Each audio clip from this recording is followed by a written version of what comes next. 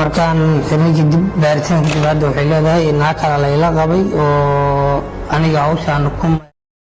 allah u naxariista waxaa maanta magaalada Beledweyne ee xarunta gobolka Hiiraan lagu aasay macallin Cumar oo ku geeriyooday magaalada Beledweyne kadib markii haweenay uu qabay ay sun ugu dartay raashinka. allah u naxariista macallin Cumar oo dugsi quraan ka dhiga magaalada Beledweyne gaar ahaan xaafadda Xawataako ee ku taal magaalada Beledweyne ee xarunta gobolka Hiiraan ayaa wax halkaasi uu ku geeriyooday kadib markii ay raashinka ugu dartay sun haweenay uu qabo. waxaa dhacdadaas ay ka dhacday magaalada Beledweyne gaar ahaan xaafadda Xawataako habeennimadii xalay markibkii. macalinka oo dugsi quraan ka dhiga magaalada Beledweyne si weyn looga yaqaan magaaladaasi ayaa waxaa halkaasi uu ku geeriyooday kadib markii ay sun ugu dartay raashinkii uu cunayay iyo waliba caanihii uu cabayay. macalinkan ayaa waxa uu daqiiqado kadib uu u geeriyooday suntaasi oo ah sunta lagu buufiyo beeraha oo cayayaanka laga buufiyo sida ay sheegeen taliyaha booliiska magaalada Beledweyne gaashaan la sare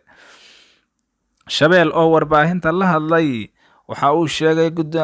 taliyaha ciidamada booliiska magaalada Beledweyne inay gacanta ku soo dhigeen haweeneydaasi oo ku eedeysan inay sun ku dartay ninkeeda oo halkaasna ku geeriyooday. waxa uu sheegay inuu ay soo bandhigeen qalabkii ay u adeegsatay iyo waliba raashinkii iyo cabitaankii ay ugu dartay buu yiri booliiska magaalada Beledweyne gaashaan la sare Shabeel oo warbaahinta kula hadlay magaalada Beledweyne.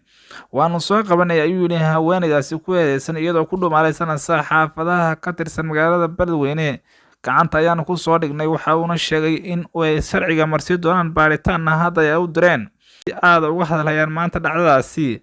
haweeneydan ninkeeda dishay waxa la sheegayaa inuu bilo ka hor uu soo guursaday halkaasna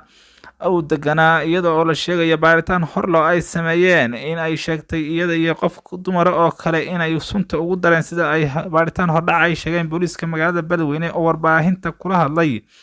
magaalada Beledweyne ee xarunta gobolka Hiiraan. dhacdadan ayaa waxaa saaka si aad looga hadlayaa gobolka Hiiraan gaar ahaan magaalada Beledweyne oo ay dhacdadan ka dhacday.